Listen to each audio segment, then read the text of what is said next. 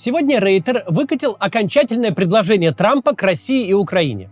Там 4 раздела: прекращение огня, гарантия безопасности Украине, территории и экономика. Предлагается прекратить огонь, а европейским и другим желающим странам дать Украине какие-нибудь гарантии безопасности. Детали не приводятся. США признают де-юре Крым российским, а де-факто заодно и другие захваченные Россией территории. Россия уйдет из Харьковской области, Запорожскую атомную электростанцию Россия должна передать обратно Украине, а сама АЭС будет под контролем США. Электричество же оттуда будет поступать в обе страны. Украине гарантируется беспрепятственный проход по Днепру. В разделе «Экономика» говорится о той самой сделке о редкоземельных металлах. Написано, что Украина будет полностью восстановлена и получит финансовую компенсацию. Правда, не написано от кого. С России снимут все санкции, введенные с 2014 года. США возобновит с Россией экономическое сотрудничество. Разбирать пункты предложения нет особого смысла. Мы не знаем никаких деталей и не знаем хода обсуждения. Можно только сказать, в имеющихся условиях предложение выглядит довольно разумно. И если какая-то конструкция и может быть согласована обеими сторонами, то примерно такая. Сегодня мы с вами подробно разберем мотивацию и обстоятельства действующих сторон в этих переговорах. России и Украины, о них мы много говорили. Сегодня в основном поговорим о США и Евросоюзе.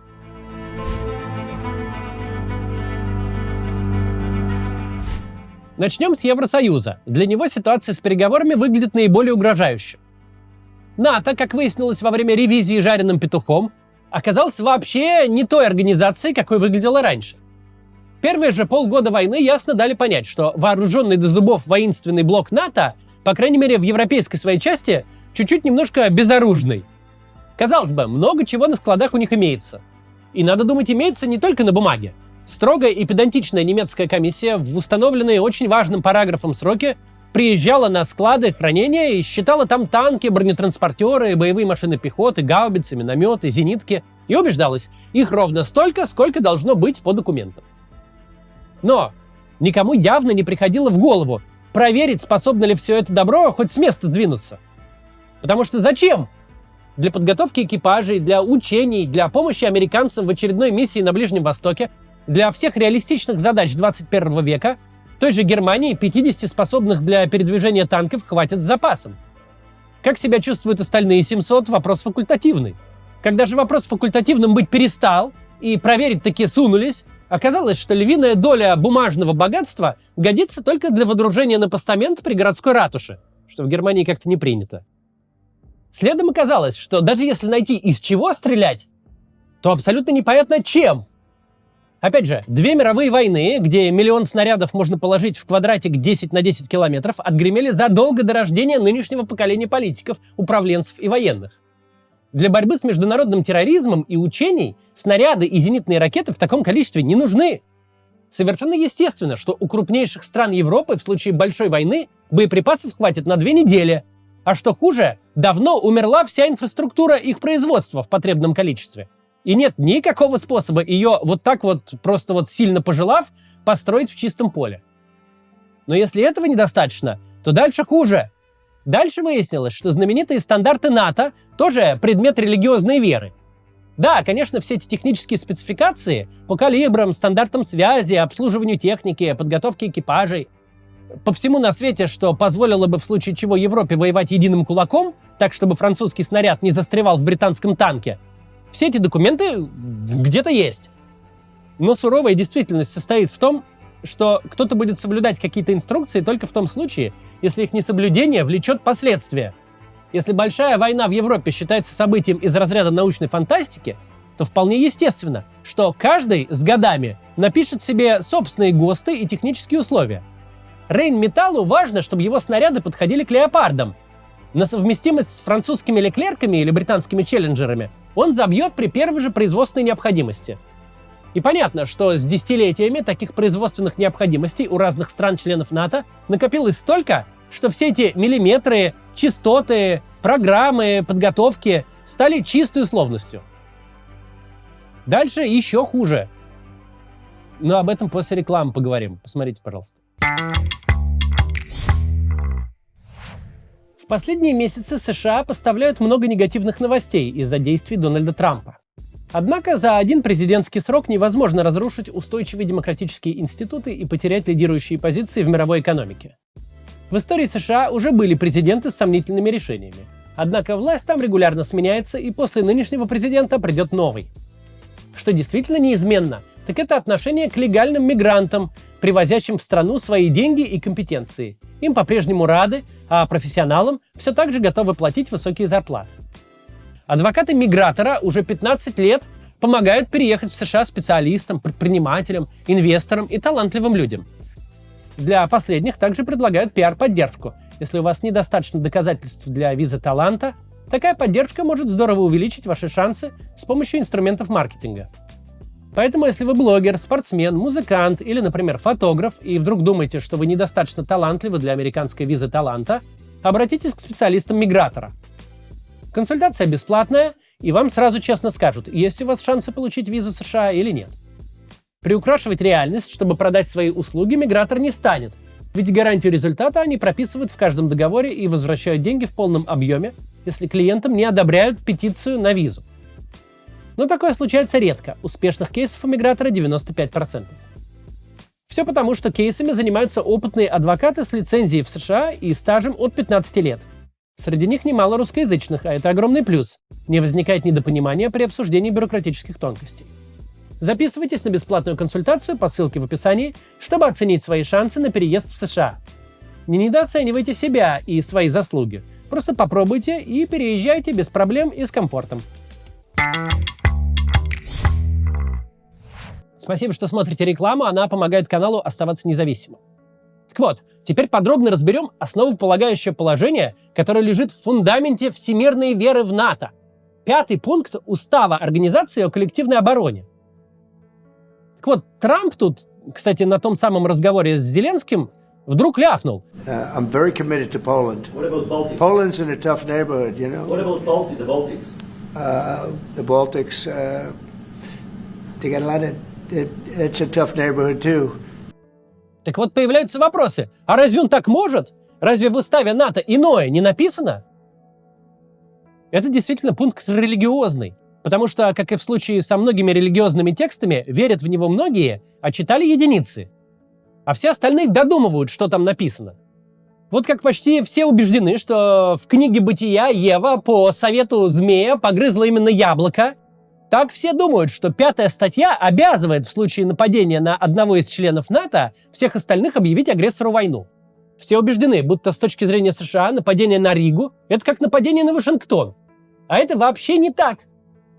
Чтобы в этом удостовериться, достаточно открыть сайт НАТО и почитать, что там написано.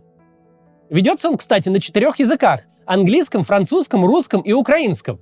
Так что почитать будет несложно. Откроем же русскую версию и посмотрим. Раздел «Коллективная оборона». Статья 5.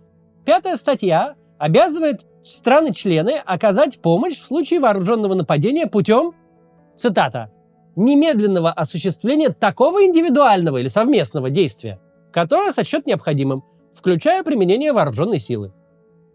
Статья 5 Устава НАТО не исключает применение военной силы и дает возможность союзникам ее применить, если захотят, в соответствии с Уставом ООН по праву коллективной обороны. То есть говорится, что союзники таким образом не нарушают международное право, не развязывают войну по своей инициативе, а участвуют в общей обороне. При этом же 5-я статья не накладывает никаких обязательств. Простыми словами, 5-я статья Устава НАТО делает союзников с точки зрения международного права единым субъектом, а его военные действия в пользу союзника будут просто реализацией права на оборону. При этом отправлять войска не обязательно, это по желанию. Единственное обязательство, которое накладывает статья – немедленное оказание такой помощи, которую союзник сочтет необходимой. Можно отправить войска, а можно прислать 2 химарса, можно бросить ядерку, а можно выделить 100 аптечек и 2 генератора. А можно и выразить глубокую озабоченность и тем самым поддержать страну жертву агрессии. Ну, арестовать на своей территории активы командира вражеского танкового батальона. И, конечно, проголосовать за резолюцию ООН. Любое из этих действий будет исполнением 5-й статьи Устава НАТО. Мало того, там прямо на сайте НАТО написаны причины именно такой формулировки 5-й статьи. Читаем опять с сайта. Когда в конце 40-х годов составлялась 5-я статья, Сформировался консенсус о принципе взаимопомощи, но вместе с тем имелись существенные разногласия о формах выполнения этого обязательства. Прямо с сайта читаю. Европейские страны хотели заручиться автоматическим содействием США в случае, если одно из государств, подписавших договор, подвергнется нападению. США не хотели брать на себя подобные обязательства и добились того, чтобы это было отражено в формулировке статьи 5. Конец цитаты. Оставим даже за скобками тот очевидный факт, что еще ни одна бумажка на свете не заставила никого воевать, если он того не желает. Ну, нет способа принудить американского президента и Конгресс отправить туда-то войска просто потому, что так кем-то и когда-то где-то было написано. Но в данном случае ничего похожего даже никем не написано.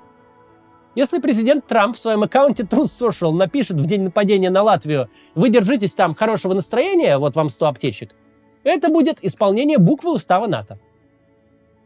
Если вам показалось, что это похоже на Будапештский меморандум, то вам не показалось. Воевать за Литву или Польшу, или Латвию, или Эстонию США должны в той же степени, что за Крым. Вообще не должны. Теперь пришло осознание. Зонтик НАТО — это скорее зонтик от солнца. Это 3 иконки на панели 40-летних «Жигулей». Чисто психологическая защита, основанная на вере, что США в любом случае придут и помогут. А вот когда эта вера осыпалась, оказалось, что ничего другого нет. Ни оружия, ни боеспособных армий, ни хотя бы обязывающих документов.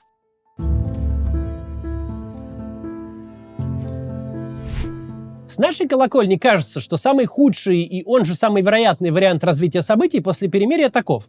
Путин немного очухается, пополнит склады и личный состав, избавившись от санкций, завезет побольше оборудования и вновь пойдет на Украину.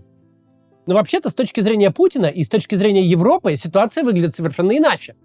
В Украине Путина ждет миллионная армия, от которой один раз уже получили очень болезненных пиздюлей. Да, со временем большая часть этой армии разойдется по местам постоянной дислокации. Сайты рисовать, кофе варить, игры программировать. Но собрать обратно людей, прошедших несколько лет современной войны, дело нехитрое. И второй раз никто не будет дожидаться, пока Путин на границах войска скапливает, надеясь, что он не сошел с ума. Ведь теперь-то уже все знают, что сошел. Новое вторжение в Украину будет просто продолжением прежнего. Никаких побед там не будет. Будет узнаваемая мясорубка за каждый хутор. С другой стороны, есть 3 государства Балтии с суммарным населением в 6 миллионов человек, как Киев с областью, и суммарной площадью по 2 луганских области каждая. В каждой из этих стран есть более или менее масштабное меньшинство не просто русскоязычных, а совершенно советских людей, находящихся, несмотря на все запреты и блокировки, в контексте российской пропаганды. Смотрят они, к сожалению, не меня. С национальным единством и национальным чувством там непросто. Расположены страны Балтии так, что хоть святых выноси. 65 километров Сувалского коридора — единственная сухопутная граница балтийских стран со своим союзником, Польшей. Все остальное — Россия и Беларусь, причем Россия с 2 сторон. 65 километров — это, просто совсем небольшое расстояние. Вообще ничего. Чтобы отрезать Балтию от Польши, даже войска вводить туда не понадобится. Со стороны Беларуси и Калининградской области его можно полностью заблокировать чисто ствольной артиллерией. Со стороны же Балтийского моря орудует Балтийский же флот. Итак, у нас есть Украина с ее необъятными просторами, укреплениями, растущим военно-промышленным комплексом, с миллионом солдат, имеющих опыт ведения современной войны, и 1000 с лишним километров границы с Евросоюзом для поставок всех видов помощи. И есть Эстония, Литва и Латвия, у которых 6 миллионов человек, из которых, дай бог, чтобы не четверть, не слишком лояльны своим государствам. И нет вообще никакой стратегической глубины, некуда отступать, негде закрепиться и организовать тылы. Есть 3 страны, у которых все, что есть, это ниточка в 65 километров, соединяющая их с союзниками, чья способность дать адекватный коллективный отпор не вызывает никаких сомнений. Способности такой нет. Украина помочь не сможет, если даже захочет. Хотя бы просто в силу географии. С точки зрения Путина все, видимо, выглядит так. Новый поход на Киев — это рецидив пожирания кактуса. А Балтия выглядит как спелая груша, которую вот тут вот только руку протяни и все. Для ЕС формат мира, в котором боевые действия прекращаются, а у Путина на руках остается одна из 2 самых мощных наряду с украинской армией в Европе, а может и в мире, для ЕС такой формат мира — полная катастрофа. С утратой религиозной веры в американскую ядерную бомбу, которую кидать никто никуда явно не собирается, невозможно придумать аргумент, почему Путин, во-первых, сразу не оторвет балтийский кусок от ЕС, а во-вторых, вдохновившись успехом, не пойдет дальше. Кстати говоря, кажущееся естественным союзничество ЕС с Украиной естественным в данном случае не является. Гораздо более вероятно, что в случае войны Путина с Евросоюзом общественно-политические настроения в Украине будут примерно такие. Мы худо-бедно отбились, 200 тысяч человек положили, теперь ваша очередь. Вот вам 100 сухпайков и 20 касок, ни в чем себе не отказывайте. А мы, пока не замерзнет ад, Верховной Радой будем обсуждать выделение вам 3 списанных пулеметов. Я вот не рискнул бы предположить, что по результатам этой войны в украинском обществе получится собрать консенсус относительно того, что за ЕС им нужно голову сложить. Нет, Украине нужно много денег. Она с радостью будет торговать дронами, военными технологиями, консультантов за деньги одалживать. Даже, может быть, какие-то профессиональные контрактные войска пришлет за предоплату. Но думать, будто у ЕС есть для защиты, кроме своих сил, еще и украинская армия, наивно. Можно долго развивать эту мысль. Но, говоря коротко, для Евросоюза Путин с огромной и ничем не занятой армией – это пиздец.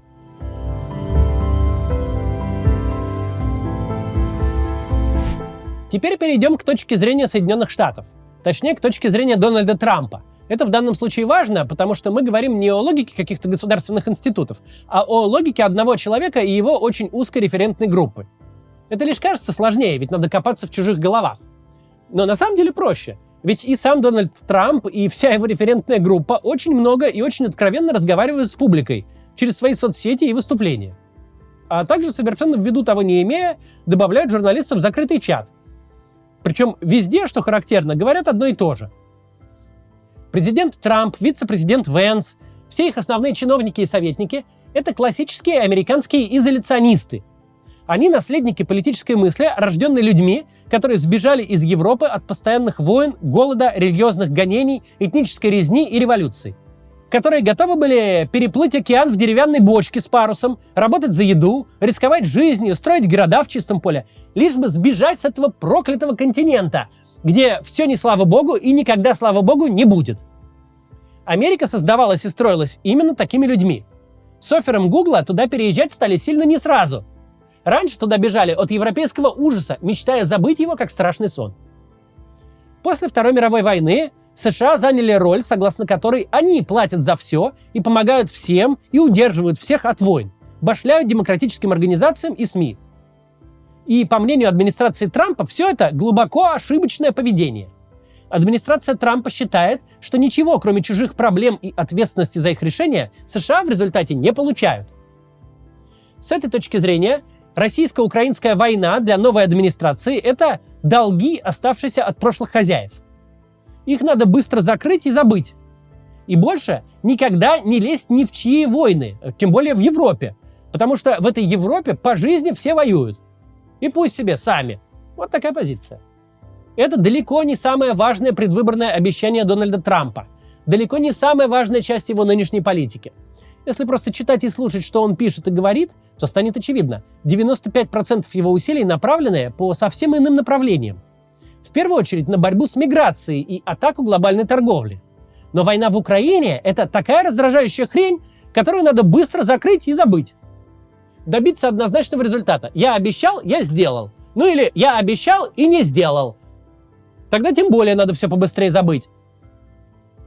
Уровень экспертизы в самой проблеме и в регионе в целом у администрации Трампа, что мы видим по интервью того же Уиткофа, до предела печальный. Но не потому, что они там все какие-то особо глупые, а потому что им нет дела.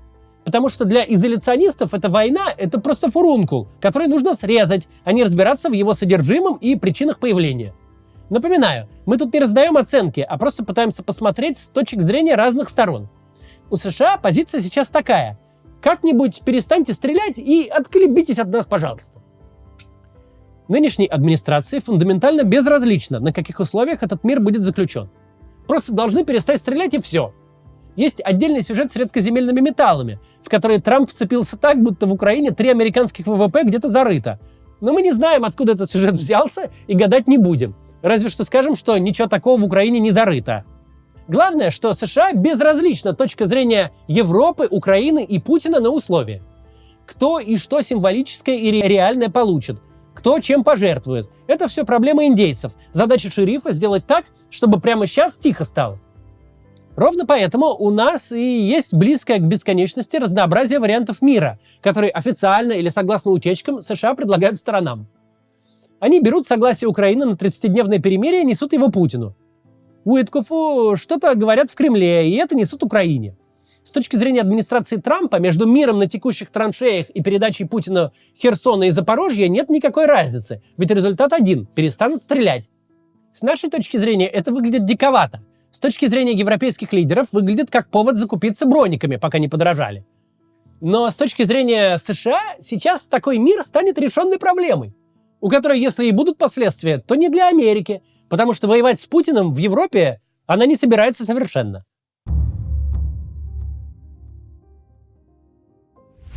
В конце мы коротко скажем о точке зрения воюющих сторон – России и Украины. Коротко, потому что 100 раз об этом говорили. Владимир Путин своей позиции не скрывает. Достаточно открыть любое его выступление, да хоть последнее даже перед главами муниципалитетов, чтобы убедиться. Вся нынешняя ситуация его устраивает до предельной степени. Только бы не разорвать физиономию в улыбке. Ему нравится война как процесс. Нельзя гарантировать, что ему нравится война именно с Украиной, и именно на этой стране он зациклен. Слишком уж большой дефицит побед.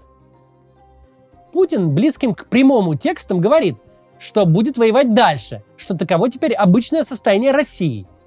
Мы прекрасно понимаем, какие издержки принесет ему окончание войны.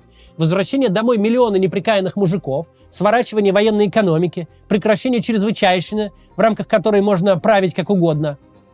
Но пока мы не можем сообразить, какие лично Путину окончание войны может принести бенефиты. И Евросоюз здесь вполне обоснованно опасается.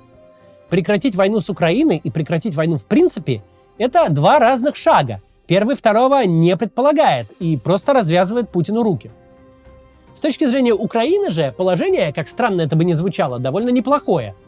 Факт в том, что пока Путин жив и при власти, никакого разговора ни про устойчивый мир и признание границ, ни про нормальные торг и договоренности быть не может. Не потому, что противно с Путиным разговаривать, а потому что ни на какие договоренности он никогда не пойдет.